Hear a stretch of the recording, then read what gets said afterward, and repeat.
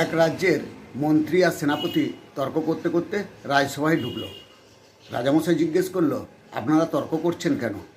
সেনাপতি বলল, আমি জীবন প্রাণ বাজি রেখে বহিঃশত্রুর সঙ্গে লড়াই করে রাজ্যকে রক্ষা করি। মন্ত্রীমশাই আপনার পাশে বসে থেকে দু চারটা কথা বলে ও বেশি বেতন নেয়, এটা কেন হবে? রাজামশাই বলল, সেনাপতি তুমি আমাদের গোশালায় একটা গরু বাচ্চা দিয়েছে, একটু দেখে আসো তো। সেনাপতি গিয়ে দেখলো যে গরুটা বাচ্চা দিয়েছে, এঁড়ে বাচ্চা দিয়েছে। ফিরে এসে বললো, এঁড়ে বাচ্চা। রাজামশাই জিজ্ঞেস করলো, রং কি? আবার দেখতে গেল। এইভাবে দুবার তিনবার গিয়ে তবে বলতে পারল।